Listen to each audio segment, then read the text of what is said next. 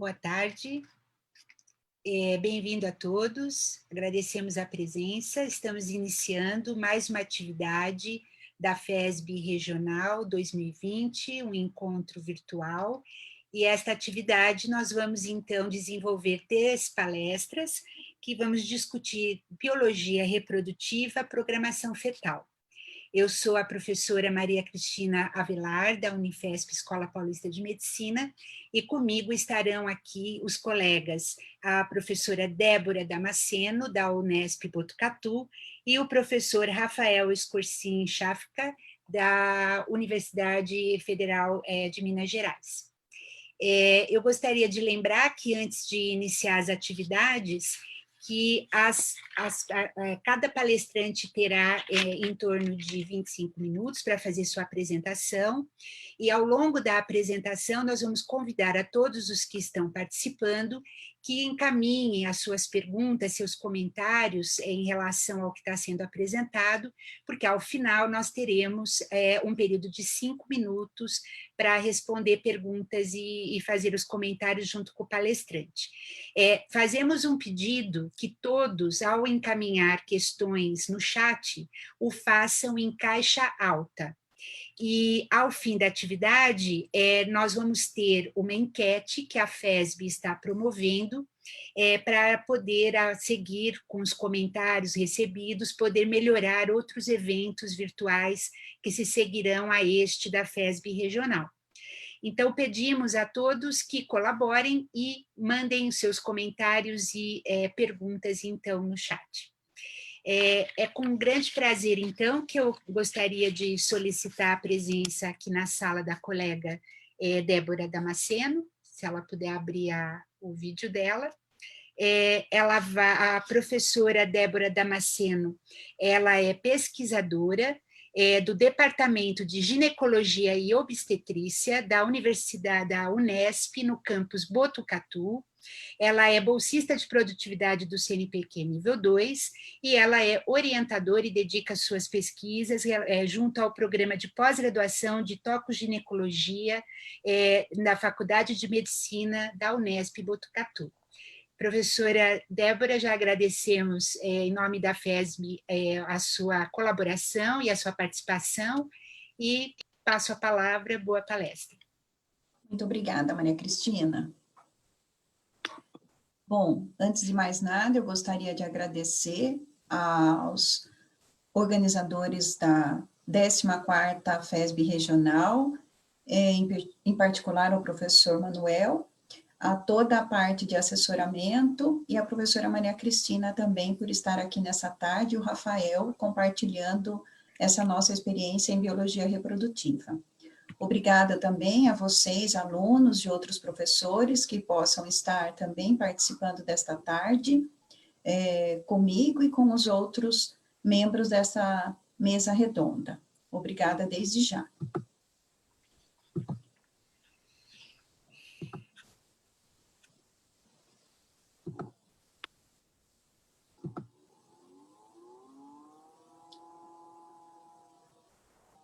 Tá ok, Maria Cristina? Posso começar? Pode começar. Tá ok o slide. Bom, a minha palestra, então, é sobre programação fetal do diabetes, programação fetal, repercussões reprodutivas e no pâncreas. Meu nome é Débora Damasceno, e como já a Maria Cristina me apresentou, eu sou aqui da Faculdade de Medicina de Botucatu. Primeiramente, eu gostaria de falar um pouco sobre o conceito de diabetes para quem não é familiar a este assunto. Diabetes mellitus é uma doença endócrina, crônica e metabólica e é causada pela deficiência ou insensibilidade ao hormônio insulina ou por ambas as situações, e é caracterizado por um quadro de hiperglicemia. O diabetes mellitus na gravidez, ele pode ser categorizado de 2 formas. Mulheres com diabetes que se tornam grávidas, que é chamado de diabetes pré-gestacional e corresponde a pelo menos 10% dessas mulheres, e mulheres com diabetes que apresentam isso durante a gravidez, que corresponde ao diabetes gestacional, em 90% delas. No diabetes pré-gestacional estão inseridos as classes de diabetes mellitus do tipo 1 e do tipo 2. O diabetes mellitus do tipo 1 é considerado uma destruição autoimune de células beta do pâncreas, que é responsável pela síntese e secreção do hormônio insulina, havendo então uma falha nesse pâncreas em relação a esse hormônio, que é essencial para a sobrevivência. No diabetes tipo 2, resulta da incapacidade do corpo em responder adequadamente à ação da insulina que está sendo sintetizada por esse pâncreas, diferente do diabetes mellitus do tipo 1, levando então a um quadro de resistência à insulina. Já no diabetes gestacional, ocorre uma resistência à insulina de forma exacerbada, levando a um quadro de intolerância à glicose, a qual é diagnosticada durante a gravidez. Ao longo de todos esses anos, o diabetes tem sido considerado a doença do século. Ela cresce mundialmente, de acordo com a Federação Internacional de Diabetes, que foi publicado agora, uma atualização em 2019, tanto nas Américas, na África, na Ásia, quanto em vários locais específicos, crescem a incidência de diabetes de maneira assustadora, tá? E no mundo inteiro, de 2019 a 2045, existe a possibilidade de um acréscimo de 51% de portadores de diabetes. Existem vários riscos que a mulher pode ter durante o acometimento do diabetes pré-gestacional, dentre eles a redução na taxa de fertilidade e alterações no seu metabolismo. Já para o seu embrião ou feto, os riscos inerentes a esse diabetes pré-gestacional, pelo fato de lhe ocorrer antes da gestação, pode haver um comprometimento nesses ovócitos dessas mulheres diabéticas, e isso também pode levar a um comprometimento durante as primeiras 8 semanas de desenvolvimento, que é onde os órgãos e sistemas estão se formando, que é o período de organogênese, havendo, então, uma alta taxa de mortes embrionárias, que é o aborto, e aumento na incidência de alteração no desenvolvimento desses embriões, levando, então, ao aparecimento de malformações congênitas, que são de 5 vezes ou mais em relação às mulheres que não são diabéticas. Dentre os comprometimentos que o diabetes pode ocasionar em relação à existência antes da gestação, pode ocorrer no sistema nervoso central, com o aparecimento de anencefalia, como demonstrado aqui nessa foto, a hidrocefalia, que é um aumento dessa massa encefálica, e a holoprosencefalia, como demonstrado aqui. Além disso, podem ocorrer alterações durante o desenvolvimento de fechamento da face, com defeito nessa linha mediana da face, e microtia, que é um subdesenvolvimento no pavilhão auricular, mais especificamente nesse ouvido externo, além de outras anomalias que possam existir durante a formação do esqueleto, do coração, bem como do sistema gastrointestinal. Mas, nós podemos avaliar os mecanismos e possíveis intervenções que possam ocorrer dentro desse estudo de malformações, alterações reprodutivas, dentro dessa biologia, de toda essa programação fetal. Vários ensaios ou estudos experimentais são necessários em função da necessidade de se avaliar melhor esses mecanismos e essas intervenções. Em nosso laboratório, nós trabalhamos há alguns anos com modelos de ratas. Nós trabalhávamos com ratas Wistar, agora nós trabalhamos com Sprague-Dawley, e nós induzimos quimicamente o diabetes a partir de uma droga chamada streptozotocin, e nós temos, então, a elaboração, a montagem de um grupo não diabético que recebe o tampão citrato, que é o veículo, durante o nascimento e logo após o nascimento, desculpe, e os grupos, o grupo não diabético, que também recebe o tampão, na vida adulta, para que sirvam de controle para o grupo diabetes moderado, que recebe o streptozotocin ao nascimento, e o diabetes grave, que recebe a mesma droga na vida adulta, para levar diferentes intensidades glicêmicas. Esses animais, eles vão até a fase de 90 dias ou mais de vida, e são submetidos ao acasalamento. Durante o acasalamento, essas fêmeas são colocadas com machos normais, nós não trabalhamos com machos diabéticos, e durante a prenhez, após o diagnóstico positivo, elas podem ou não ser submetidas a diferentes intervenções que nós já realizamos em nosso laboratório.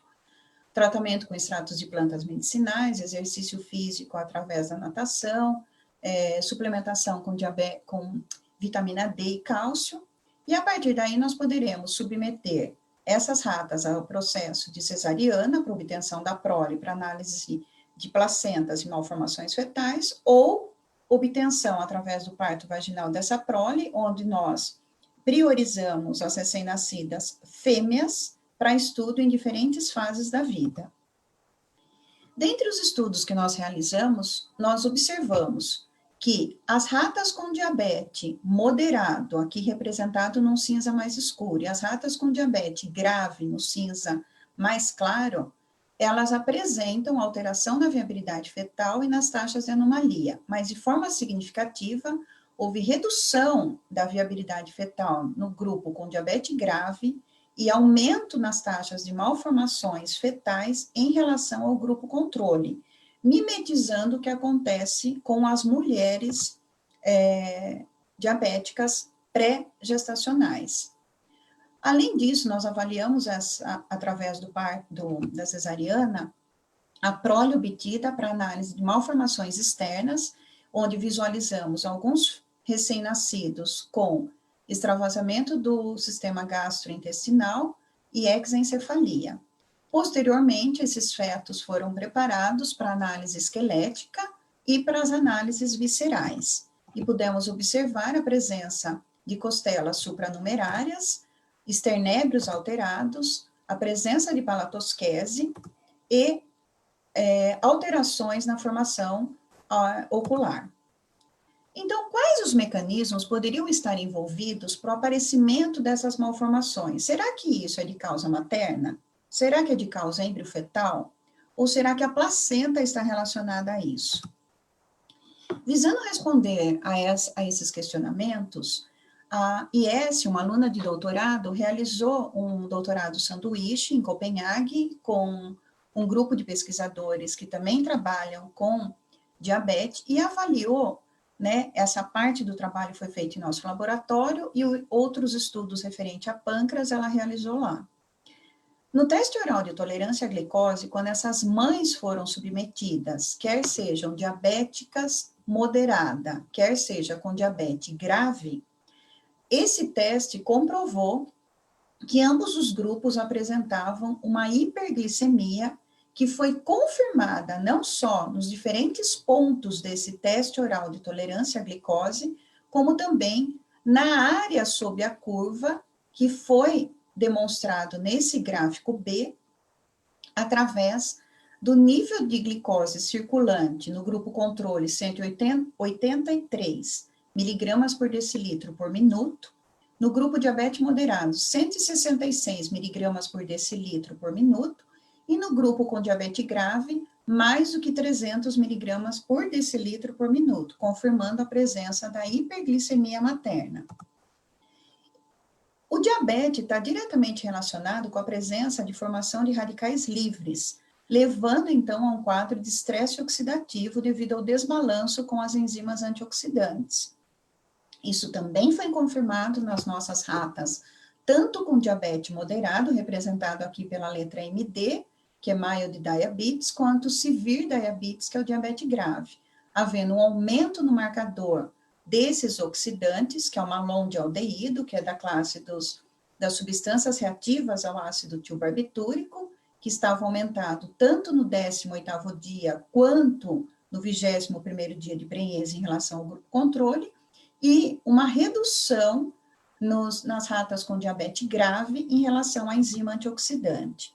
Além disso, as ratas com diabetes moderado e diabetes grave apresentaram aumento da hemoglobina ligada à glicose, que é a hemoglobina glicada, e essas taxas, elas são consideradas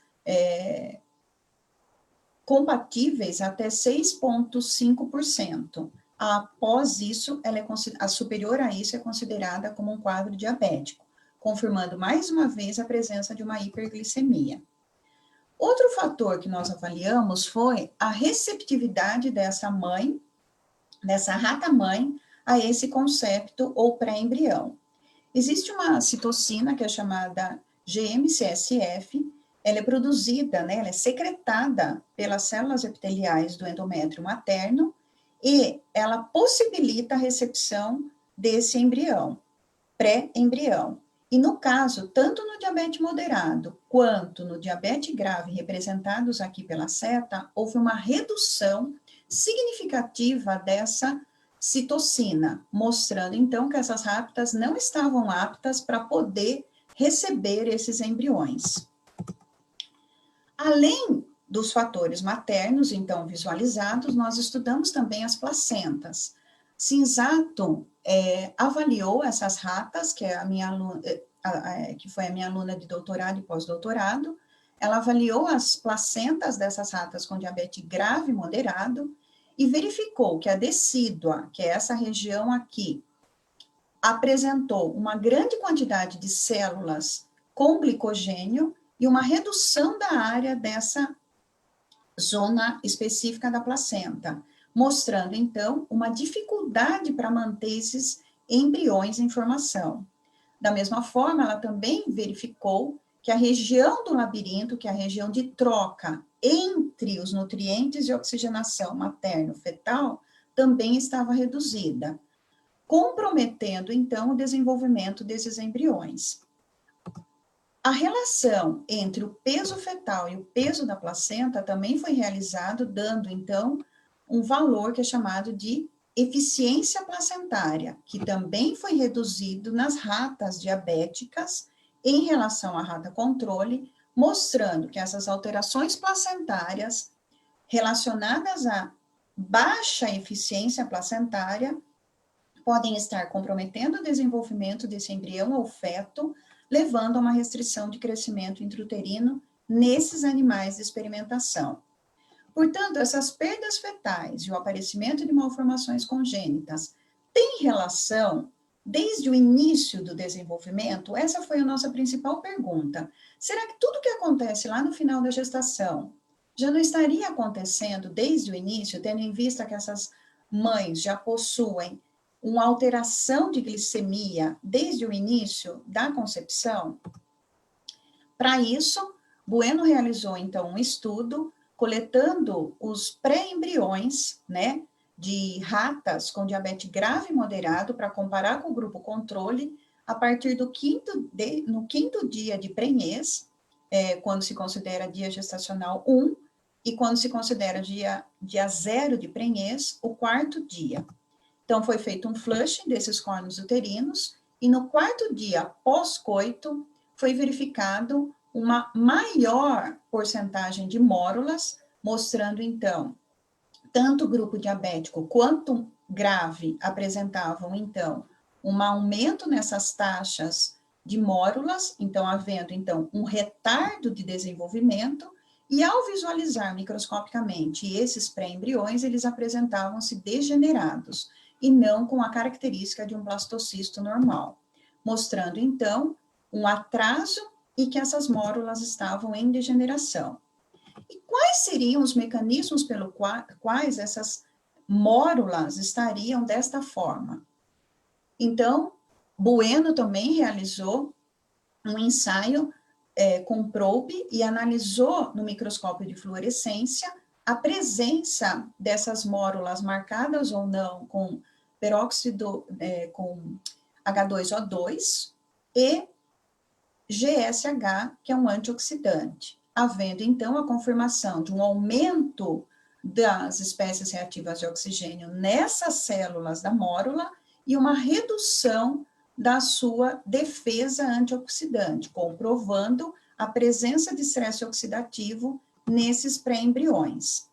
Então, de acordo com a literatura, e embasado nos nossos resultados, nós concluímos que essa hiperglicemia crônica materna, através de alterações na fosforilação oxidativa, na via do sorbitol, na autooxidação da glicose e de proteínas, leva, então, a um estado de estresse oxidativo, que é esse desbalanço entre radicais livres e defesa antioxidante, levando, então, a uma possível disfunção nas células beta do pâncreas para relacionar a reprodução com pâncreas. Por quê? Porque a célula beta, ela apresenta uma maior sensibilidade aos radicais livres por ter uma baixa capacidade antioxidante.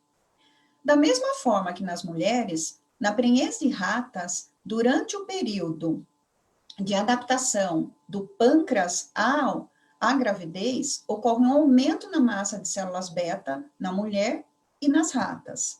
Para isso, nós fomos avaliar, mais especificamente, Galego, na sua tese de doutorado, que é a minha aluna de pós-doc agora, ela avaliou a morfologia do pâncreas de ratas com diabetes moderado, nesse caso, e já determinou, então, visualizou uma redução na área desses pâncreas, das ilhotas pancreáticas, que são responsáveis pela parte endócrina do pâncreas, então, divergindo do que deveria estar acontecendo fisiologicamente, que é um aumento dessas massas.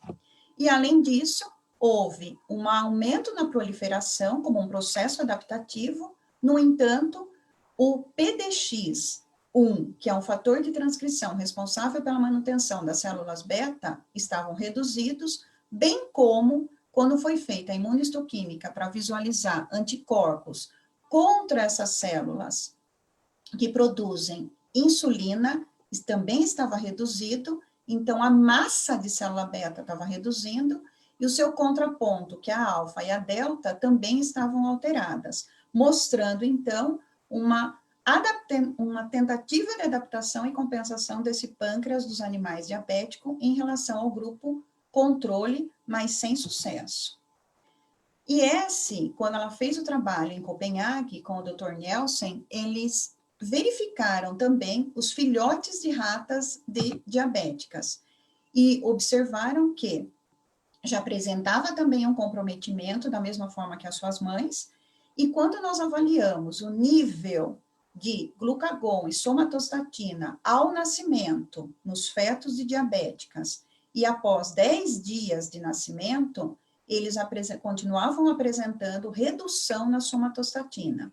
Então, não existe só uma alteração em termos de célula beta, como também de célula alfa e delta, que é muito pouco estudado nesses ensaios experimentais de pâncreas endócrino. A valorização sempre é maior em relação às células beta. Em relação ao número de ilhotas e o total de células por ilhotas, foi observado, então, uma redução no número de ilhotas nessas ilhotas de fetos de mães diabéticas do grupo grave e uma diminuição no número de células por ilhotas, tanto no diabetes moderado quanto no diabetes grave. E de maneira geral, a contagem de células marcadas para insulina, glucagon, PDX, as células em proliferação marcadas por Ki67 e caspase 3 clivada, também apresentaram alterações. Houve aumento de morte dessas células no grupo diabetes grave e aumento na taxa de proliferação. Houve um contraponto, no entanto, a quantidade de células marcadas para insulina, que está relacionado com célula beta, foi diminuído, o que pode mostrar também essas alterações em termos de concentração desses hormônios no sangue.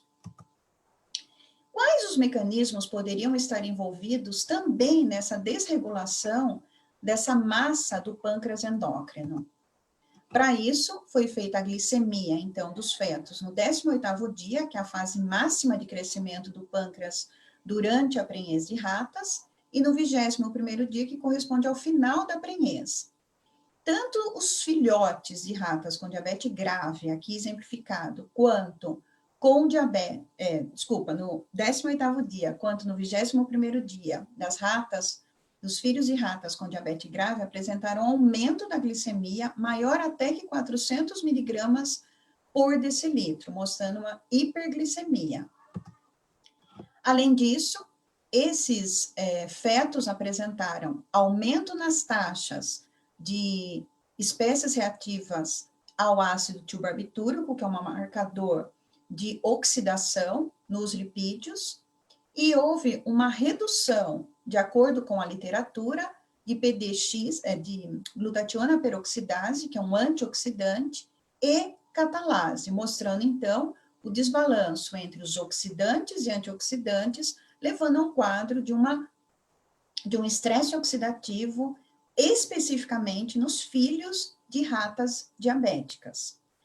Em função desse estresse oxidativo, o que nós pudemos avaliar também, ao fazer o teste do cometa para avaliar a porcentagem de danos na cauda do DNA, de acordo com a intensidade, houve aumento de danos tanto nos filhotes de ratas advindas de uma glicemia alterada com diabetes moderado e uma mais intensa no diabetes grave, quando essa mãe apresenta mais de 400 miligramas por decilitro no sangue.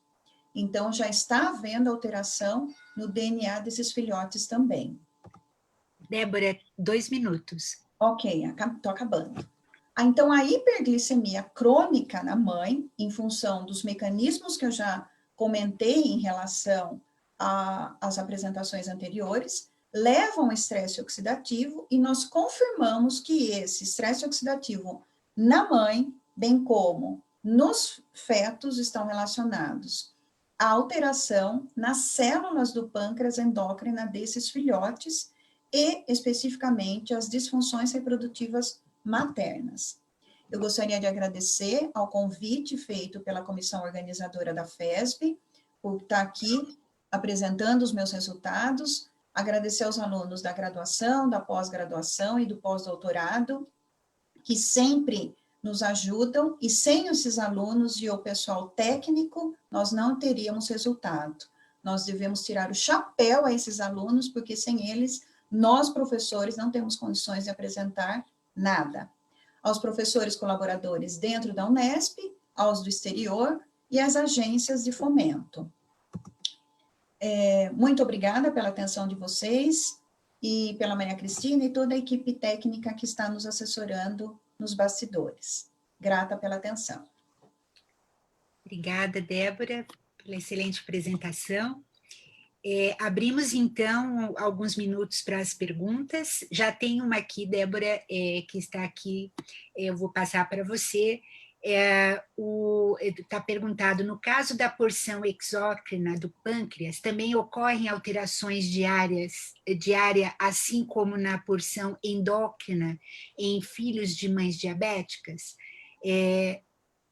Só tem essa pergunta, por causa do tempo. Bom, eu agradeço a pergunta. Na verdade, nós trabalhamos com pâncreas endócrino.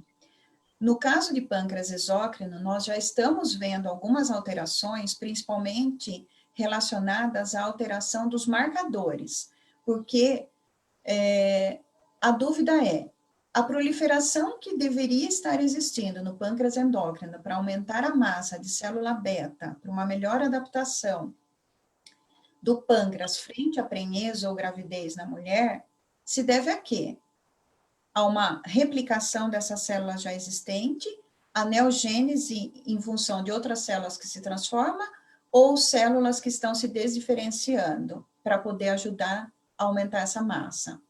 E nós estamos visualizando que algumas células do tecido exócrino também apresentam alterações e marcação com insulina que possa estar contribuindo para tentar compensar esse aumento de célula. Mas ainda é suspeita, a gente não tem ainda estudos para poder aferir isso com precisão.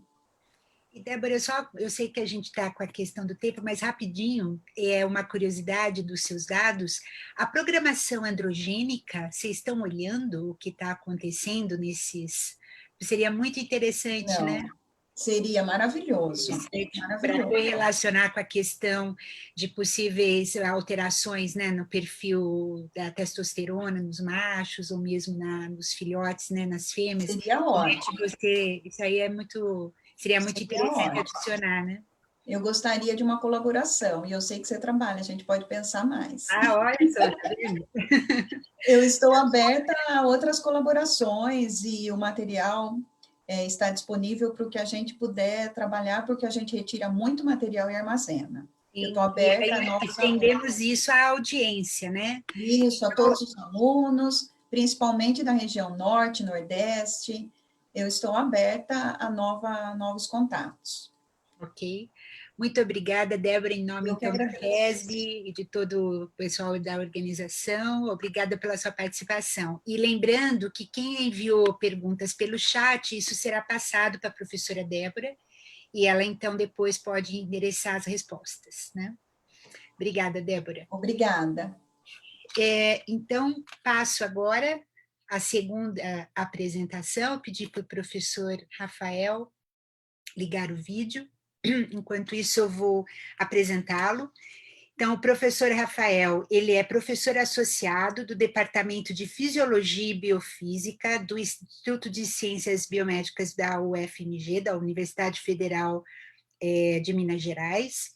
Ele é também bolsista de produtividade em pesquisa do CNPq, nível 2, e orientador permanente pelo Programa de Pós-Graduação em Ciências Biológicas, Fisiologia e Farmacologia. Em nome da FESB, professor Rafael, eu já agradeço a sua participação e passo, então, a palavra para a sua apresentação. Eu não estou vendo o seu vídeo. Estou tentando, vamos ver. Agora foi. Só me dá um ok se estiver vendo, por favor. Ok, tá ok. Tá ok? Tá perfeito. Obrigado, Maria Cristina, pela introdução. Eu gostaria de agradecer à comissão organizadora da FESB Regional pelo convite para participar desse módulo e falar um pouco sobre a pesquisa que a gente desenvolve e sobre novos conceitos em relação ao controle do eixo gonadal e da fertilidade.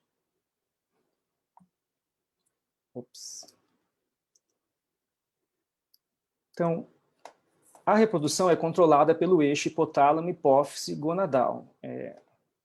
Existe toda uma área de pesquisa no funcionamento desse eixo, como que a regulação neuroendócrina acontece. E esse é o objetivo do meu laboratório e de os dados que eu vou apresentar aqui. Mas, além disso, o eixo reprodutor, ele se relaciona com diversos outros eixos, diversos outros assuntos e aspectos da biologia. Portanto, o interesse nesse eixo é mais amplo do que, digamos assim, apenas a sua regulação. A sua regulação é extremamente importante, mas outras pessoas que tenham interesse em outras áreas também podem se debruçar sobre o tema, pois os esteroides sexuais eles acabam tendo interferência em inúmeros sistemas, em inúmeras questões da fisiologia e da patologia que eu coloquei aqui à esquerda.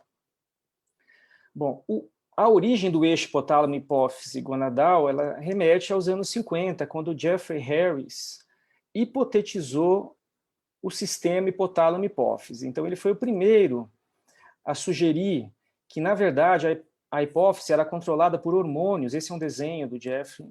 A hipófise era controlada por hormônios liberados aqui no hipotálamo, que eram transmitidos pelo sangue, do que hoje nós chamamos sistema porto-hipofisário, até a adenopófise. Então, ele foi o primeiro a demonstrar isso. Por isso, Geoffrey Harris é considerado o pai da neuroendocrinologia. E hoje nós trabalhamos no sistema que ele hipotetizou e se provou verdadeiro, como esse desenho demonstra. Ele previu que esses hormônios hipotalâmicos controlariam a adenopófise, que por sua vez liberaria as gonadotrofinas, que atuaria na gônada, e a gônada produziria hormônios sexuais que fariam um mecanismo nós chamamos de retroalimentação negativa. Posteriormente, nos anos 70, esses hormônios hipotalâmicos foram todos descritos, e isso rendeu a Shelley Guillemant e Rosalind Yalow, o Prêmio Nobel de 1977 de Medicina. Hoje, o que nós conhecemos é o que está no livro-texto. O principal hormônio hipotalâmico que controla o eixo HPG é o GnRH, de hormônio liberador de gonadotrofinas. As gonadotrofinas são o LH e o FSH, que atuam nas gônadas, cuja principal função é produzir o gameta, né, a célula reprodutiva. Mas, além de produzir os gametas, essencial para a fertilização e para a reprodução sexuada, as gônadas também produzem hormônios que retroalimentam o eixo de forma negativa e controlam sua função. E, além disso, exercem uma série de outros efeitos no organismo relacionados diretamente ou não relacionados diretamente com a reprodução. Um ponto importante que eu gostaria de chamar a atenção aqui desse sistema é que o GnRH é liberado de forma pulsátil no sangue porta-hipofisário, e isso é essencial para a reprodução. Se não for pulsátil, não é fértil. Além do feedback negativo, presente em qualquer eixo endócrino, esse eixo tem uma peculiaridade, que nas fêmeas das espécies, como nas mulheres, em um determinado momento, o estradiol, quando atinge altos níveis, deixa de inibir o eixo e controlar negativamente e passa a controlar ele positivamente, que nós chamamos de retroalimentação positiva. É um caso atípico na biologia e ele é essencial para a fertilidade feminina. Então, essa relação do estradiol com as gonadotrofinas é melhor entendida durante o ciclo ovariano. Aqui nós temos um exemplo do ciclo menstrual em mulheres. Aqui embaixo eu tenho o estradiol. Na maior parte do tempo, o estradiol inibe as gonadotrofinas por feedback negativo, o LH e o FSH. Entretanto, ao longo da fase folicular, o folículo produz cada vez mais altos níveis de estradiol. À medida que o folículo cresce, ele passa a produzir estradiol em maior quantidade. Ao final da fase folicular, quando ele atinge um nível alto de estradiol, suficientemente alto de estradiol, esse mecanismo é alterado e ele, ao invés de inibir, passa a estimular a produção de LH e FSH. Isso é o feedback positivo. O LH, por sua vez, passa a estimular o estradiol, que passa a estimular o LH, entra num ciclo virtuoso que não consegue parar. Então, esse ciclo de estimulação mútua gera o processo de ovulação e ele é interrompido com o rompimento do folículo ovariano. Portanto, ele é fundamental para que aconteça a ovulação e a exposição do gameta feminino. Então, é bem conhecido em humanos que altos níveis de estradiol significam folículos grandes prontos para ovular. Então, é a forma como o folículo sinaliza para o hipotálamo e fala assim, me ovule, me ovule. Isso significa altos níveis de estradiol. E isso, de alguma forma, ativa o feedback positivo. Em todos os outros momentos em que o estradiol está baixo, significa folículos pequenos, longe da ovulação. Então, não há demanda para ovulação, não há feedback positivo, e sim apenas feedback negativo.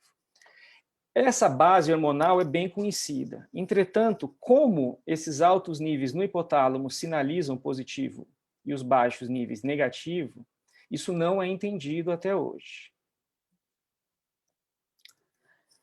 Além disso, o que adiciona uma característica peculiar do neurônio GnRH adiciona um fator a mais nessa história. Então, a gente sabe que os efeitos do estradiol são mediados majoritariamente pelos receptores clássicos para estrógeno, aqui representados o ER-alfa e o ER-beta. Todos os dados da literatura indicam que o ER-alfa é o receptor mais importante para a reprodução. E o ER-beta é um patinho feio, não se sabe muito bem qual é o papel essencial, se é que ele tem um papel essencial. Então, o ER-alfa é o receptor majoritariamente envolvido nos efeitos reprodutivos do estradiol. Entretanto, os neurônios GnRH não expressam receptor para ER-alfa.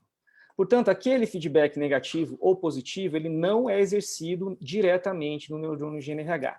Ele precisa ser mediado por interneurônios responsivos a ER-alfa.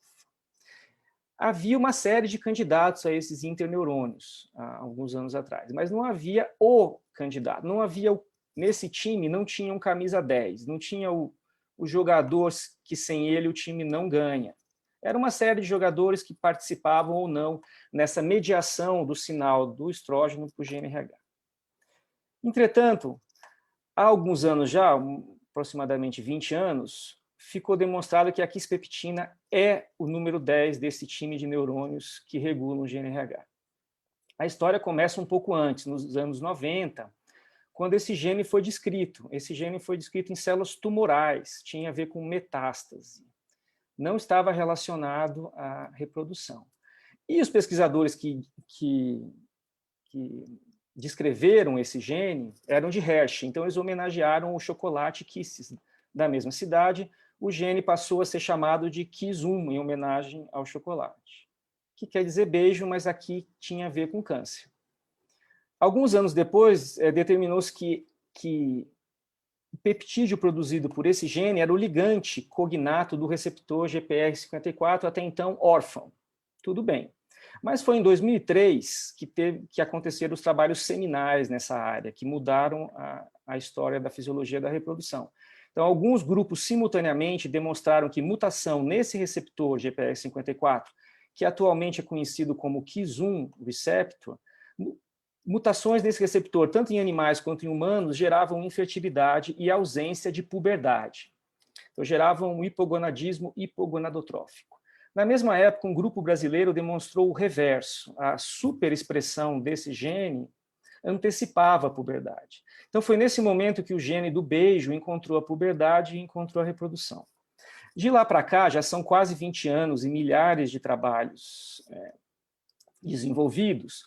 O que nós temos, em síntese, é os neurônios de quispeptina fazendo parte do eixo hipotálamo, hipófise gonadal. Então, seria um nível acima dos neurônios de GNRH, e são eles que mediam o sinal estrogênico ou androgênico nos machos para o eixo gonadal, porque eles são sensíveis a R-alfa, R-beta, andrógenos, progestágenos, todos os hormônios. Um fator adicional interessante nessa história é que hoje nós sabemos que esses neurônios que produzem quispeptina estão localizados em duas áreas distintas do cérebro. Uma área mais rostral, na área preótica, que nós chamamos de AVPV. Então, esse é um nome chato, mas é importante aqui, de antroventral periventricular, é um núcleo da área preótica. E tem uma outra população localizada num núcleo do hipotálamo, chamado de núcleo arqueado, esse muito conservado em espécies, inclusive em humanos.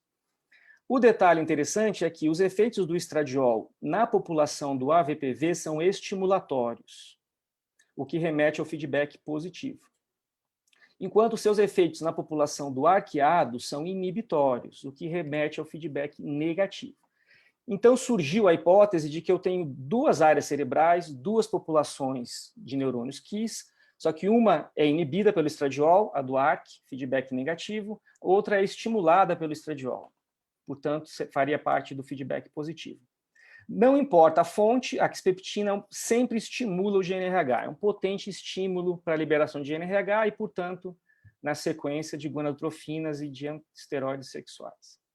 Então, nós tínhamos, há uns anos atrás, esse modelo no qual o estradiol inibia ou estimulava o hipotálamo.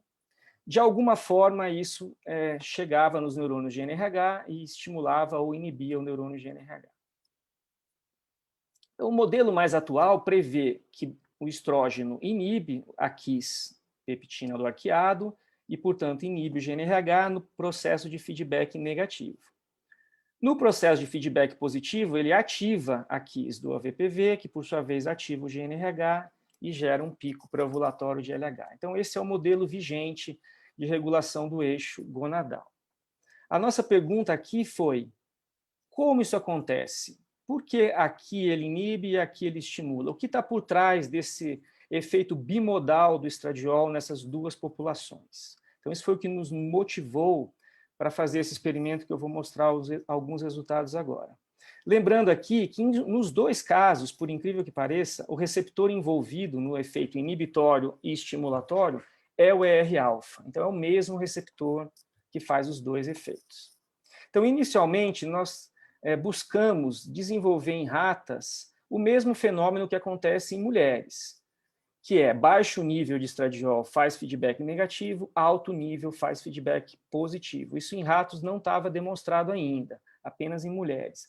Então, nós, usando o modelo de ratas, animais ovarectomizados, sem ovário, ou ratas com ovário ciclando, nós padronizamos doses que faziam só efeito negativo, só inibitório no LH, de estradiol, e dose que fazia mas fazia efeito estimulatório. A gente pode ver isso aqui. Então, o animal ovarectomizado tem um determinado nível de LH, aqui em branco, sem ovário. Quando eu tratava com dose de 4 microgramas por quilograma, que é cinzinha claro, a gente pode ver que ele inibia o LH durante todo o dia. Então, determinamos que 4 miligramas por quilograma é uma dose inibitória, promove um nível de feedback negativo. Doses intermediárias ficavam no meio do caminho e a dose de 80 miligramas por quilograma conseguia inibir durante a manhã, mas promover um aumento por feedback positivo do LH no período da tarde. Então, gerava um pico pré-ovulatório que era idêntico ao pico pré-ovulatório fisiológico da fase de proestro, que é a fase folicular tardia da rata, fase pré-ovulatória. O diestro é a fase folicular inicial, onde o estradiol só faz feedback negativo. Então, o diestro é condizente com o nível de 4 e o proestro condizente com o nível de 80. Tendo isso em mente, nós fomos estudar os efeitos hipotalâmicos desse nível baixo e nível alto de estradiol. Então, inicialmente, nós olhamos no núcleo anteroventral periventricular, que é o AVPV, que eu já apresentei, ele está aqui representado.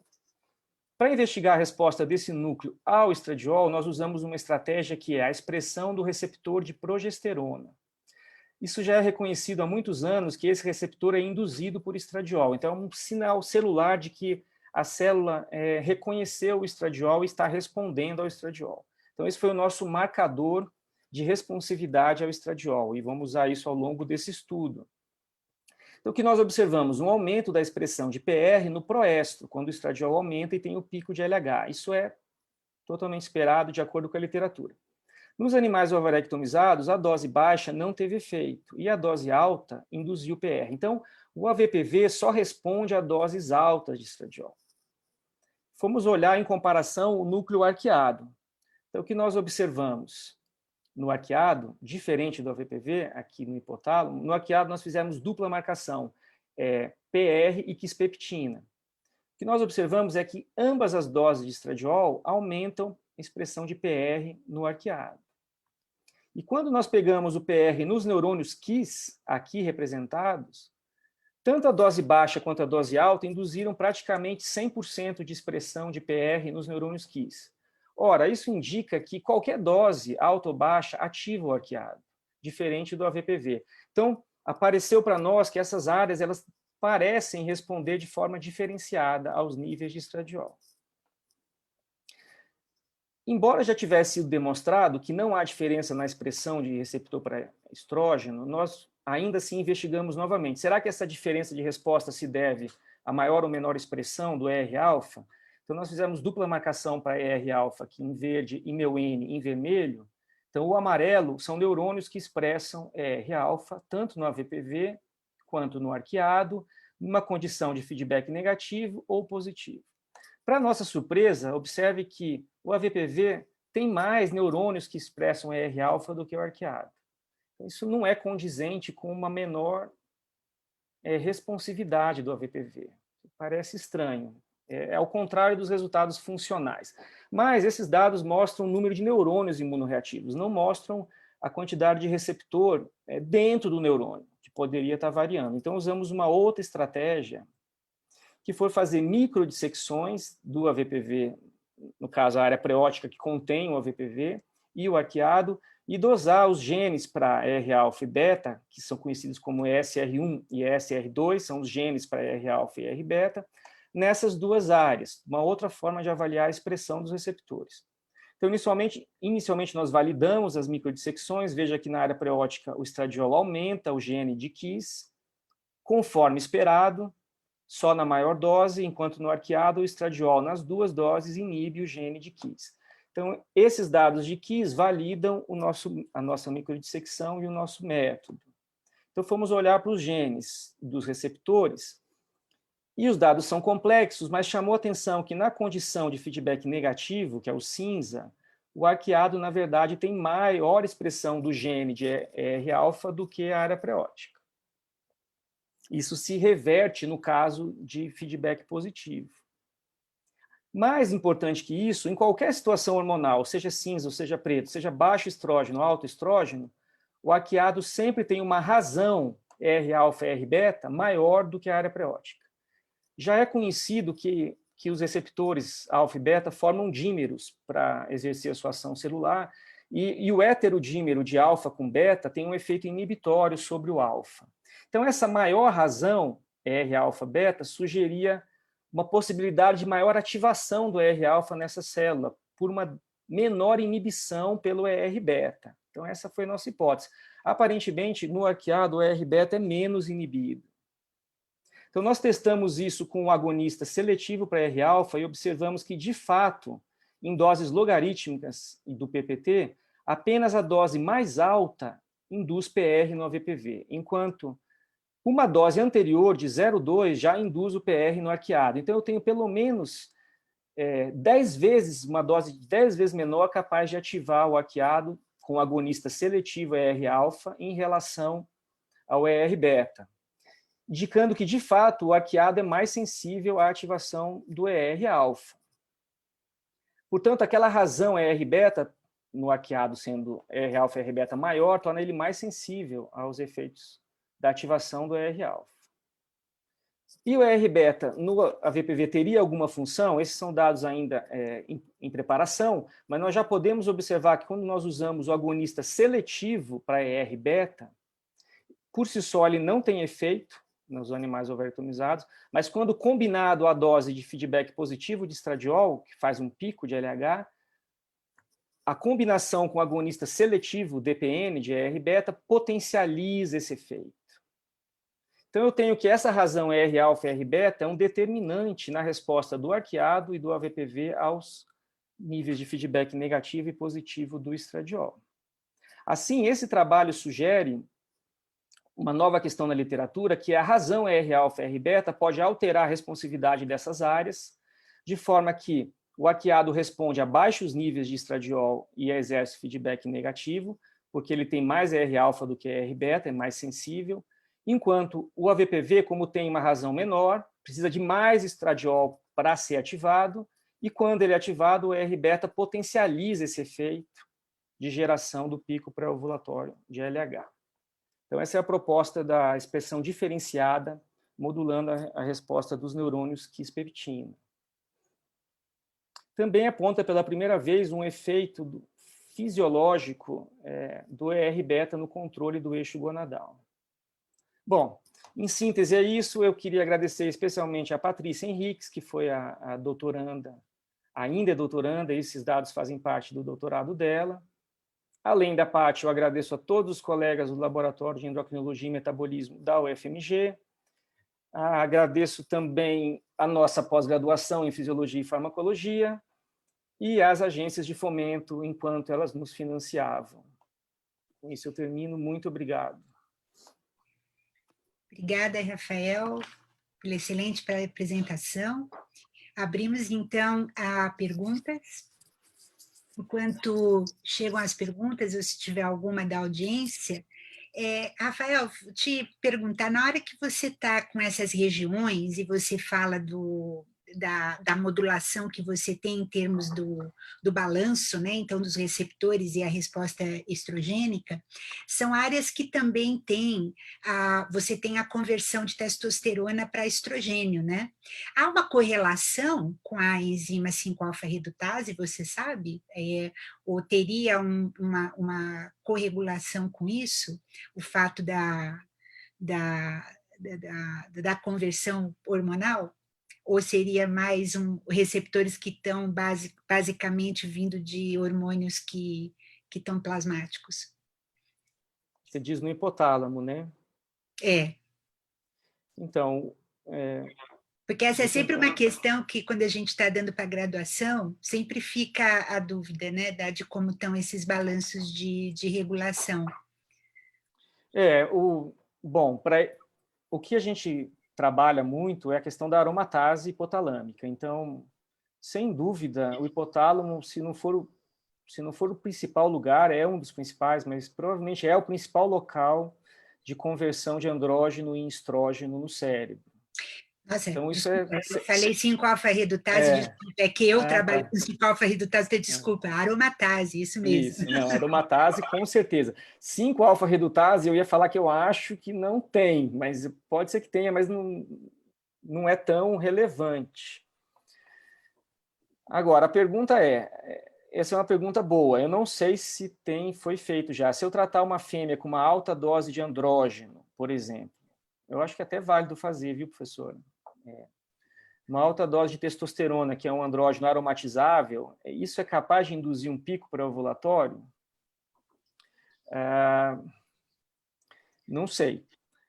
Considerando a síndrome do ovário policístico, onde tem um aumento de andrógenos ovarianos, no geral, essa síndrome ela é relacionada à anovulação. Então, a partir dos dados clínicos, é provável que o andrógeno, mesmo sendo convertido em parte em estrógeno, não consiga induzir ovulação. Mas eu não sei se isso foi demonstrado experimentalmente. É uma possibilidade, mas o dado clínico sugere que o andrógeno, embora seja convertido em estrógeno, acaba prevalecendo o efeito de retroalimentação negativa dele, atuando em receptor de andrógeno, porque ele também atua em receptor de andrógeno, além de ser convertido, obviamente, em estradiol. E por isso que tem também a questão até com a própria 5-alfa-redutase, né, que é outro ponto, porque você tem só a 5-alfa-redutase e você também tem a dihidrotestosterona que chega pela circulação, que também tem várias dúvidas, né, de como que ela estaria, tem alguns pesquisadores até que colocam algum papel diferencial da testo e da dihidrotesto também, né? Tenho certeza que tem. Do ponto de vista hipotalâmico, às vezes, fiz alguns estudos que envolvem andrógenos. Alguns efeitos são apenas da testosterona, ou seja, ela precisa ser aromatizada, e outros efeitos são do andrógeno não aromatizável, que é a DHT. A DHT é um andrógeno puro, né, digamos assim, não é convertido em estrógeno. É um campo imenso, né? Veio uma pergunta. As concentrações de progesterona têm relação com o QIS? Tem. Então, esses neurônios que eu falei no AVPV e no ARC, eles têm receptores para PR, receptor para progesterona, né, o PR. Então, eles são modulados também por progesterona. Agora, os dados são menos conhecidos. Tem 100 estudos com estrógeno para 1 com progesterona. Então, ainda tem muito o que se descobrir em relação ao efeito da progesterona nesses neurônios, mas que eles são responsivos, e tem trabalhos mostrando que eles têm efeito. No geral, inibitório, tá? Mas há detalhes nessa história aí. Sim. Acho que é isso, acho que agora a gente está no tempo. Muito obrigada, professor Rafael, pela excelente apresentação, o trabalho, e fica para a audiência também a recomendação, quem tiver pergunta, dúvidas, que pode depois endereçar ao professor, que ele vai ter prazer em responder e continuar uma discussão. Obrigada, Rafael. Obrigado, professor.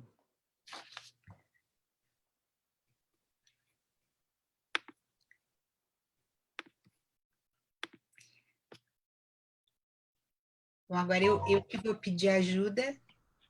Muito bem, aí olha, tá vendo? Você falou que estava nervosa, ficou ótimo, Maria Cristina, não teve problema nenhum, aí saiu-se super bem, parabéns a todos. Não acabou não, Carla. É a apresentação da professora Maria Cristina agora. Desculpe. Eu tô ao vivo ou como é que eu tô? Só colocar em full screen. Tá aparecendo a tela? Tudo ok. Ok, obrigada. Obrigada, Carla. Eu ainda tenho que apresentar. Bom, agora chegou minha vez, então, como eu falei, eu sou a professora Cristina Velário, sou aqui da farmacologia na Unifesp, Escola Paulista de Medicina, sou professora associada aqui, faço parte do programa de pós-graduação em farmacologia. E também estou relacionada aí na área, né, de farmacologia molecular, endócrina e da reprodução, e hoje eu vou dividir com vocês aqui algumas informações sobre uma parte do nosso trabalho que correlaciona, né, a questão de componentes da imunidade inata no epidídimo, um tecido do trato reprodutor masculino, em desenvolvimento. E nós vamos focar hoje numa proteína em particular, que é a beta-defensina. Na realidade, uma família de proteínas que são muito conhecidas no reino animal por serem proteínas antimicrobianas. Mas nós temos algumas novidades sobre elas para discutir na aula de hoje. Então, para dar uma visão geral sobre quem não está relacionado diretamente com o trato reprodutor masculino, o epidídimo é aquele tecido bastante interessante, né? Porque ele tem uma histologia, uma função, uma morfologia, uma função bastante peculiar, ele tem vários tipos celulares, e basicamente ele é aquele tecido que conecta o testículo com o ducto deferente. E é nele que o espermatozoide, então, ele viaja, saindo do testículo, ele é um espermatozoide, então, imóvel, e à medida que ele vai caminhando aqui nesse epidídimo, ele vai ganhando a sua maturação. A partir do momento que ele chega na região mais distal, que a gente chama de região cauda epididimária, ele já está maduro e pronto para fertilizar, fazer a fertilização. Então, o que acontece ao longo desse tecido e durante essa trajetória, né, que ele vai no caminho à cauda epididimária? Na realidade, nós temos o epidídimo, ele é um ducto único, que ele se enovela bastante. Por exemplo, no humano, ele chega a ter um tamanho de 6 metros, por exemplo, então é um tecido que se enovela, fica bem compactado, e ao longo desse ducto, nós vamos tendo, então, as células epiteliais que vão mudando bastante em termos da sua característica, né, pelas células, e são células bastante ativas, então elas vão criando um ambiente intraluminal aqui, onde o espermatozoide, à medida que anda, ele vai interagindo com esse ambiente e vai, então, sofrendo todas as modificações que são necessárias para a sua maturação. Bom, à medida que é uma outra visão, né, de um epidídimo, nesse caso aqui uma visão de um epidídimo humano, à medida então que ele está caminhando, o que acontece? A aquisição de motilidade, né, então todo esse processo de maturação, a sua estocagem, então ele fica na cauda epididimária até o momento da ejaculação, ele vai acontecendo num ambiente que também está preparado para defender e proteger esse espermatozoide.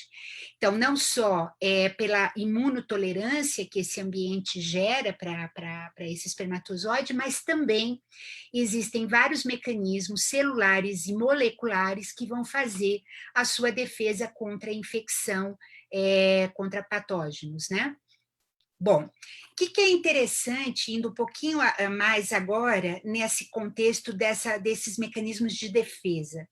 Então, esse trabalho, por exemplo, é um trabalho onde houve um mapeamento, né, do proteoma humano em vários tecidos, e quando você olha o epidídimo em particular, e olha as proteínas que foram isoladas e faz uma correlação com outros estudos em que se tentou olhar também a expressão diferencial por arrays de RNA-seq, o que nós vemos é que esse tecido há uma suprarrepresentação de genes, né? Então, vejam, cerca de 62% dos genes que estão expressos nesse tecido, expressando proteínas, são genes relacionados com defesa, são genes relacionados com a imunidade inata, né? Então, isso é uma coisa bastante peculiar desse tecido. Ele está pronto para responder. E isso é interessante porque dentro desses componentes de imunidade inata, por exemplo, nós temos os receptores Toll-like, né? Os TLRs. Os receptores Toll-like, eles são aqueles que vão reconhecer padrões, né, que vêm de diferentes patógenos, bactérias, vírus e outros elementos, e que então vão desencadear uma resposta para proteger o tecido, nesse caso, o tecido e o espermatozoide de uma possível infecção. E também proteínas antimicrobianas, que estão extremamente expressas nesse tecido. Então, tanto os Toll-like receptors quanto essas proteínas antimicrobianas, elas já estão lá de base. Então, é como se o tecido já estivesse pronto para, quando precisa, já está dentro de um arsenal, né, de de células e elementos, né, que vão, então, dar essa proteção necessária. Então, só para vocês terem uma ideia, esse Toll-like receptor já tem alguns trabalhos que se debruçaram, né, para olhar basicamente vários tipos, talhar 1, 2 e vários estão presentes no epidídimo, nem todos a gente sabe ainda a função deles, né? Mas, por exemplo, o TLR4, que é aquele Toll-like receptor que responde a LPS, né, de bactérias gram-negativa, o TLR2, que responde a LTA, de bactérias gram-positiva, eles estão presentes e em bastante abundância até. E aí, por que isso é importante? Porque, na realidade, esses receptores, eles estão lá. Então, por exemplo, aqui é uma representação que nós temos de dados que foram obtidos pelo nosso laboratório ao longo dos últimos anos, e nós mostramos que, por exemplo, no caso do TLR4, ele está lá presente no epidídimo, ele é altamente expresso nas células epiteliais ao longo do tecido, e ele, então, quando estimulado, ele faz uma cascata de eventos que leva à produção e à modulação de genes inflamatórios. Ao mesmo tempo, nesse tecido, nós também temos vias moduladas por glicocorticoides, que viria, então, uma via anti-inflamatória. E num tecido que é em homeostasia, o que nós vemos é que estas vias já estão presentes em quantidades basais, que estão dentro dessa função natural do tecido, inclusive várias citocinas inflamatórias e anti-inflamatórias. Então, quer dizer, isso faz parte já do próprio arcabouço tecidual na sua função, isso considerando um tecido adulto, né, funcionante. E isso daí nós temos interesse e temos desenvolvido nos últimos anos alguns modelos que fazem justamente o uso desses componentes, como, por exemplo, o LPS, que ativa o TLR4, LPS de bactéria gram-negativa, o LTA de bactéria gram-positiva, que ativa, por exemplo, o TLR2 e o TLR6. E por que eu estou falando dessas vias e como que elas estão ativando? Porque nós temos modelos pré-clínicos que têm sido desenvolvidos no sentido de fazer nesse tecido uma resposta inflamatória que mimetiza a condição que a gente chama de epididimite. Então, a epididimite é uma condição clínica que é bastante comum nas clínicas urológicas e ela vem pela presença de patógeno e esse tecido, então, responde com uma inflamação.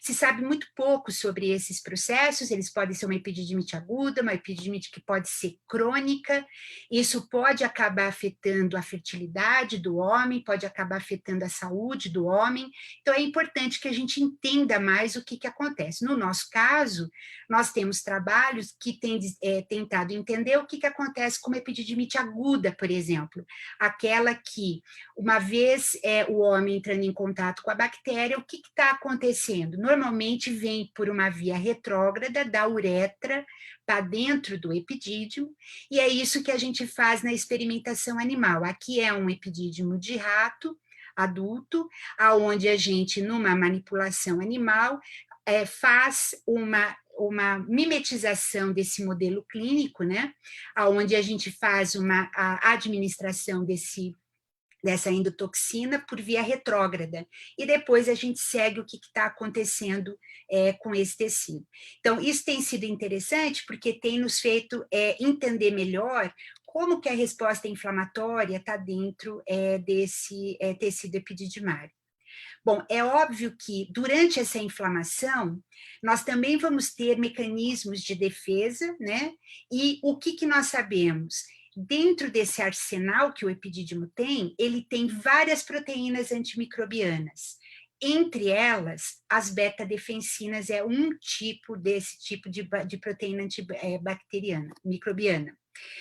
O que seriam as beta-defensinas? Aqui vocês têm a representação de uma delas, aqui no caso é a beta-defensina 2, elas são proteínas normalmente de 5 a 10 quilodaltons, que elas têm uma característica, elas têm um módulo de 6 cisteínas, que tem uma posição específica, e elas têm, então, por essa estrutura, uma atividade antimicrobiana. A grande maioria delas são antibacterianas, mas nós temos também algumas que são para outros tipos de patógeno. Aqui o que nós vemos é essa característica dessas proteínas, que são muito interessantes. No homem, por exemplo, nós temos pelo menos 39 genes de beta-defensina. E esses genes, eles estão dispostos em clusters, em alguns cromossomos, como vocês estão vendo aí no slide. E o que é interessante? Os genes que estão em azul, eles são genes que são beta-defensinas expressas de forma abundante nos tecidos do trato reprodutor masculino, e mais particularmente no epidídimo. Então, vocês podem ter uma ideia que são várias, e no nosso laboratório nós temos dado atenção a alguma delas.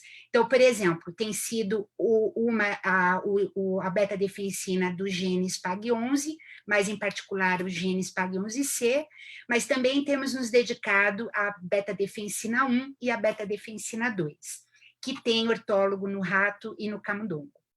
Então, vamos olhar como essas beta-defensinas estão nesse epidídimo. É bem interessante, porque elas são várias. Por exemplo, no rato a gente tem 43, pelo menos, e se vocês olharem aqui esses epidídimos, algumas delas que estão citadas aqui, elas têm uma expressão muito particular em alguns lugares do epidídimo. Algumas, como a nossa SPAG11C, ela pode estar ao longo do epidídimo inteiro. Então, ou seja, algumas parece que têm algumas papéis que talvez possam ser mais regionalizados e outras de uma ação mais geral.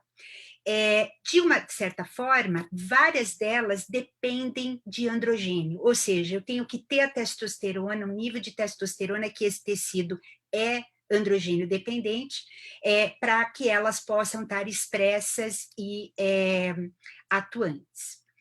Bom, na realidade, aqui é uma visão de um corte de um epidídimo adulto, de rato, aonde vocês veem em vermelho uma beta-defensina, que é a SPAG11C, e vocês estão vendo que o epitélio está carregado dessa SPAG, e a maioria dessas beta-defensinas, elas têm esse perfil, a maioria. E aí, o que acontece? Está no epitélio, elas estão lá produzidas, elas são secretadas para o lume epididimário. E no lumen, elas podem se ligar ao espermatozoide. Aqui é um exemplo, é a SPAG11C, que é estudada pelo nosso laboratório, e aí o espermatozoide tirado do testículo, o espermatozoide tirado da cabeça ou da cauda epididimária de um rato adulto, e vocês estão vendo aqui como é que ela fica em termos de imunodistribuição. Cada beta-defensina pode ter um perfil diferente, então a ideia é que essas beta-defensinas elas estejam trabalhando em conjunto, talvez ao longo do tecido, e fazendo, então, um papel, né, nessa funcionalidade do espermatozoide. Então, por exemplo, algumas a gente sabe que in vitro afeta a motilidade, alguns a sobrevivência, algumas até o evento da fertilização do óvulo. Um evento muito importante foi o grupo da professora Júlia Dorin, da Escócia, quando ela, em 2014, 2015, mostrou que deletando um cluster, aqui onde está esse X, de 9 genes de beta-defensina, esse animal é infértil. Quando eles olharam esses animais, há várias modificações no espermatozoide desses animais que justifica a infertilidade. Foi a primeira evidência de que, então, tirando essas defensinas do ambiente epididimário, a gente tem um comprometimento da função espermática desse indivíduo, né? No caso aqui, experimental. Beta-defensinas individuais, algumas não têm fenótipo, então por isso que é difícil, muitas vezes, se conseguir modelo para entender exatamente o que elas estão fazendo no tecido. Bom, o que nós temos, então? Elas estão lá com mecanismos de defesa, mecanismos de função espermática, mas as beta-defensinas, como antimicrobianas, elas também têm sido mostrado na literatura, em vários outros tecidos, que elas têm um perfil imunomodulador. Elas também estão em células imunes, elas também acabam afetando, né? Não só no epidídimo as células epiteliais, por exemplo, mas também células imunológicas que estão dentro desse ambiente epididimário. E uma pergunta que o nosso grupo tinha e tem ainda, né? Por que tantas beta-defensinas no epidídimo adulto, né? Será que nós temos aí papéis diferentes? Será que elas podem ter papéis, talvez, em algumas condições clínicas diferenciais? E aí, nós fizemos um trabalho, então aqui do lado direito do slide vocês estão vendo, por exemplo, aqui é rato, né, rato íster adulto, aonde nós fizemos por RT-PCR várias beta-defensinas que estão lá, todas essas que estão listadas estão em boa abundância. Mas aí nós fizemos uma pergunta, será que esse tecido está assim a vida toda, né? E nós fizemos uma pergunta retrógrada. Então, como é que estaria no início, quando o epidídimo está sendo desenvolvido?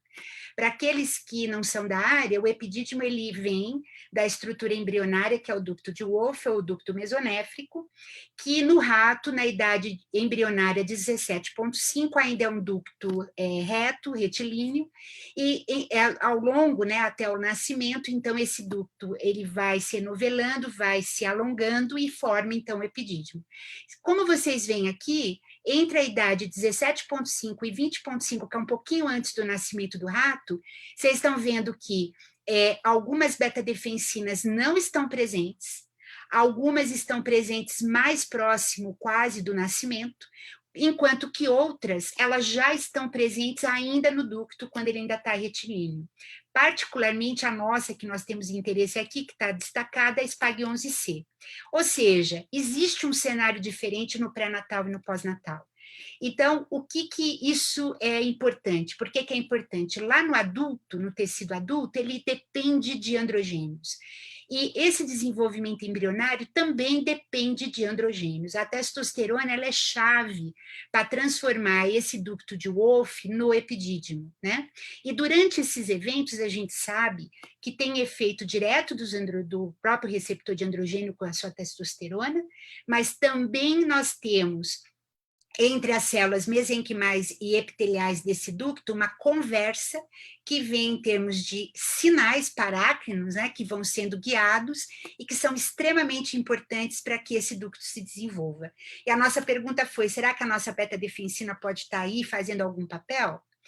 Bom, teria relevância isso? Se a gente pensar que talvez como ela está relacionada com o antimicrobiano, atividade imunomoduladora, numa situação, por exemplo, de uma mãe que está numa infecção, numa inflamação, será que isso poderia ter um efeito, né, no feto em desenvolvimento? Então, nós fomos pegar e estudar um pouquinho melhor essa nossa beta-defensina SPAG11C. E por que ela? Porque, na realidade, na evolução desses genes da beta-defensina, vejam como ela é grande. Ela, na realidade, tem quase 15, 16 kilodaltons. Então, ela foge daquela lógica de uma beta-defensina que está lá entre 4 e 10 kilodaltons. E isso tem a ver com a sua evolução gênica e uma outra história que eu posso contar numa outra oportunidade. E nós, então, fomos olhar. Ela é grande, aqui está ela inteira, ela tem um peptídeo sinal, ela é secretada por célula, ela tem um sítio de clivagem por furina, então tanto a gente sabe que tanto esta forma quanto esta forma que seria a clivagem e o C terminal, ela tem efeito biológico antimicrobiano, por exemplo. In vitro ela consegue ter um efeito antimicrobiano. Bom, o que nós vimos? Olhando pelo RNA, ela é uma beta-defensina extremamente abundante no epidídimo, principalmente na região mais proximal.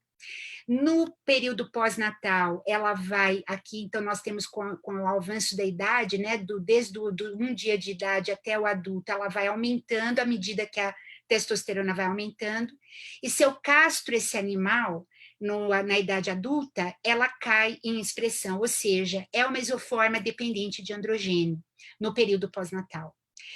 E aí ela está aqui, né, toda bonitinha, ali no epitélio, aí um corte de epidídimo adulto, mas quando a gente foi olhar um corte de ducto de Wolff, qual foi a surpresa? Aqui nós temos, então, o ducto um pouquinho antes do nascimento, vejam que as células epiteliais não estão com ela, mas as células mesenquimais sim. Então, ou seja, houve um switch, né? Então, depois do nascimento, o preferencial dela é ser epitelial, mas não no pré-natal. Haveria uma relevância, então? Nós fomos para outros modelos, né, para tentar ver se isso se replicava e o que a gente poderia entender um pouquinho mais desse gene. Então, o que acontece? Nesse período aqui que está acontecendo o desenvolvimento do ducto de Wolff, é quando justamente a testosterona aumenta, a testosterona do feto macho plasmática aumenta.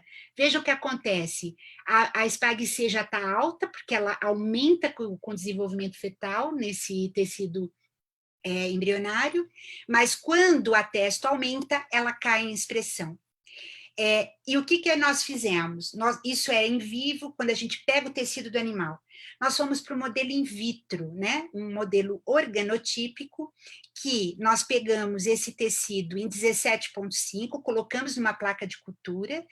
Aqui em meio basal, esse ducto não vai para frente, nós deixamos ele por 4, 5 dias, mas colocando ele na presença de testosterona e mais alguns outros ingredientes, ele vai se desenvolver, ou seja, nós temos uma forma de mimetizar in vitro o que acontece em vivo.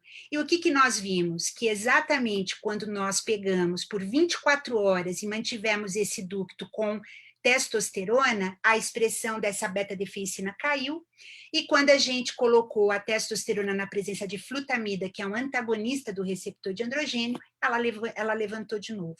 Ou seja, nós mimetizamos essa modulação negativa do androgênio nessa beta-defensina. Aqui, nós tivemos um animal que é um animal nocaute para o receptor de androgênio. Aqui é um camundongo, então ele não expressa o receptor de androgênio. Vejam que no tecido normal do camundongo controle, a beta-defensina, aqui está o epitélio, nós temos um espaço mesenquimal e é onde está a expressão aqui da beta-defensina, SPAG-C. Vejam que no nocaute, isso daqui se perde, né? Então, na realidade, essa conversa do androgênio com a beta-defensina SPAG-C e ela com esse contexto, né, da relação epitelial e mesenquimal se modificou. Então, comprovando de que realmente, né, essa SPAG-C, ela é um alvo dessa ação androgênica e está participando aí durante esse processo da morfogênese epididimária. Bom, o que nós fizemos então? Pegamos a SPAG11C que nós produzimos no laboratório de forma recombinante em bactérias, purificamos, pegamos agora um ducto e pusemos na presença dessa proteína. E aí o que aconteceu?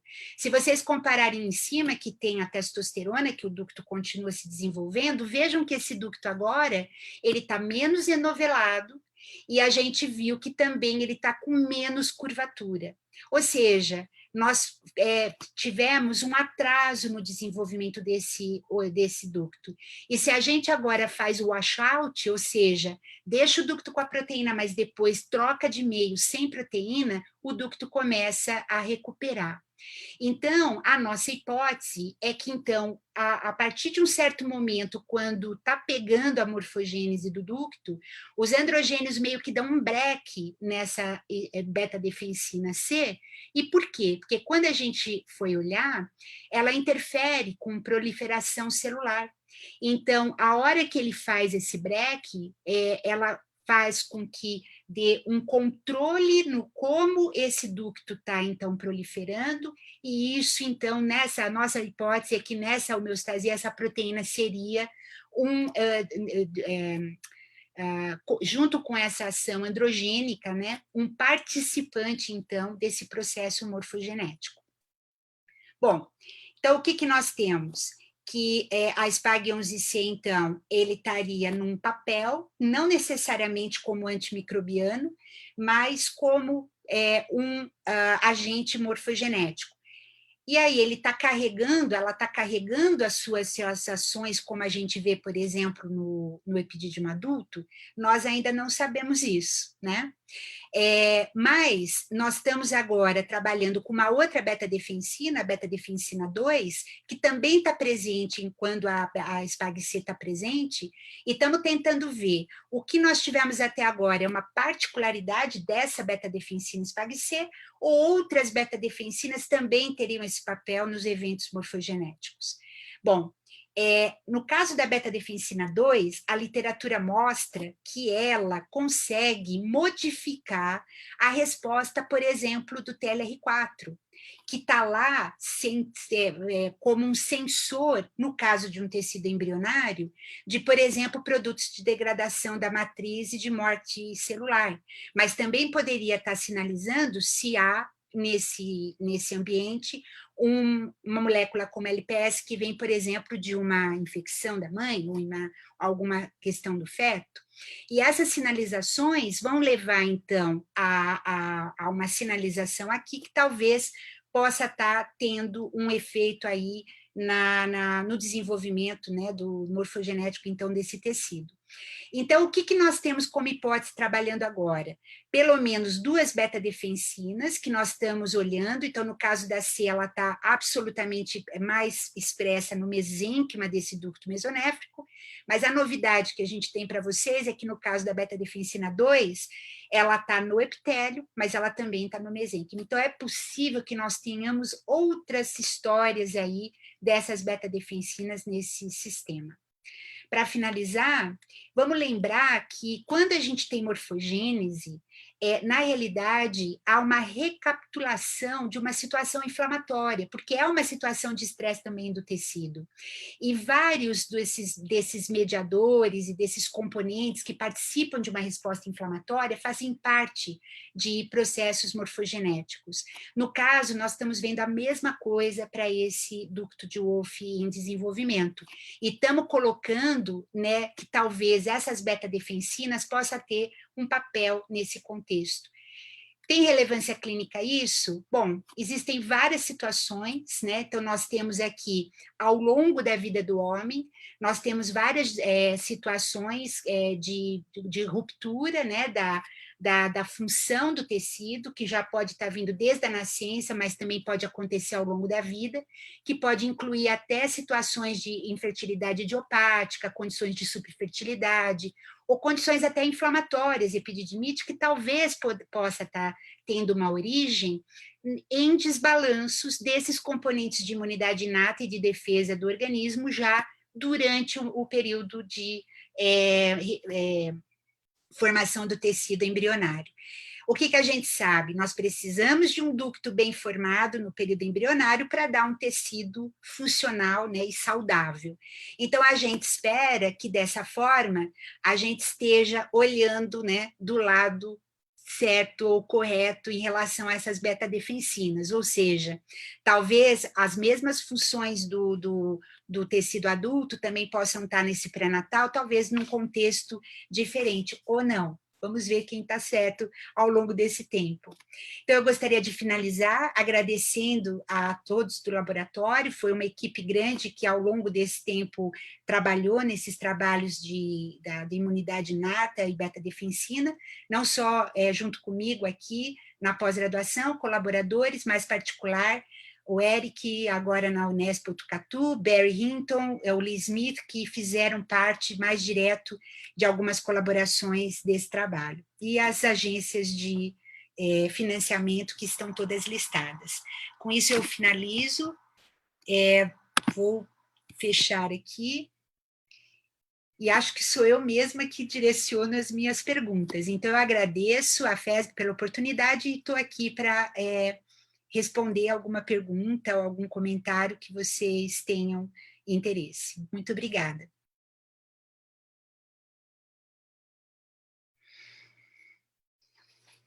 Tá, estou vendo que tem uma pergunta aqui. Doenças maternas, como, por exemplo, diabetes, poderiam influenciar na expressão das beta-defensinas, afetando a morfogênese? Essa é uma boa pergunta. Na realidade, você tem, no diabetes, né, você tem uma mudança nesse perfil, até com a professora Débora. Débora, acho que você pode até ligar sua câmera agora também. a gente estava discutindo isso na primeira apresentação, né, Débora? Com certeza, a gente acha que sim. O problema é que é uma área que tem muito pouco dado, né?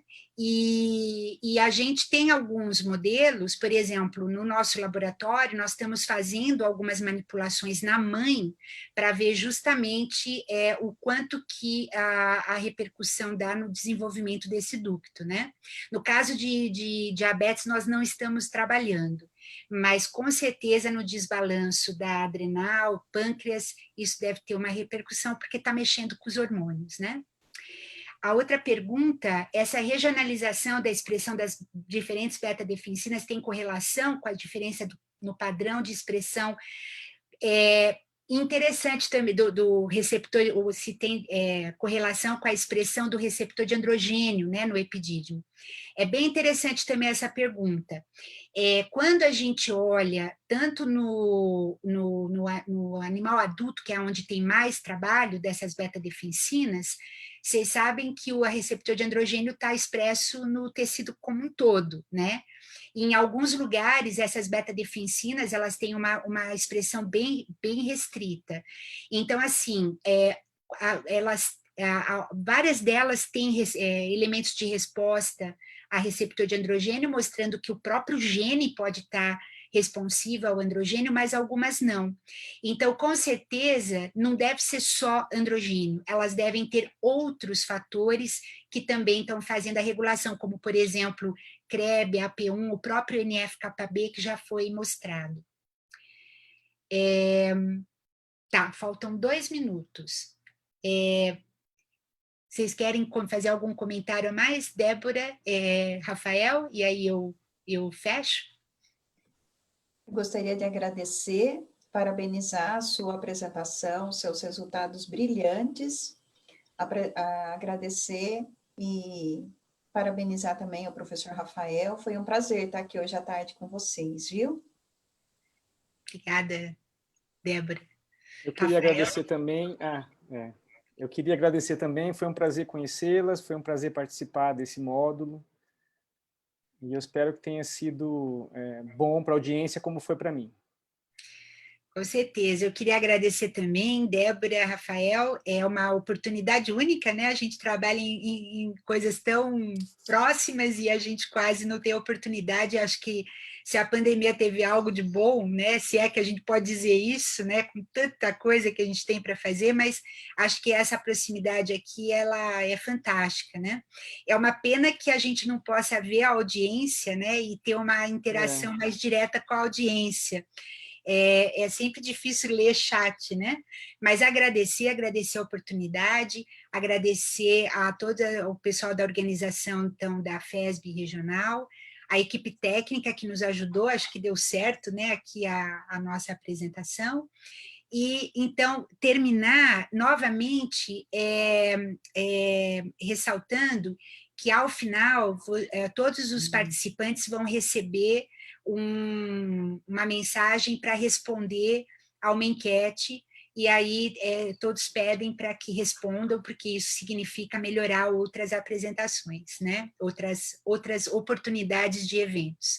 Então, agradecer também, foi um prazer conhecê-los aqui nesse evento, e acho que é isso, acho que agradecer a audiência, e continuamos disponível para responder por e-mail ou via o pessoal técnico da FESB. Obrigada, equipe técnica, acho que com isso eu encerro. Será que eles tiraram a gente? Nossa, gente, não sei se ainda estamos online. Eu também não sei. A Carla deve nos falar alguma coisa.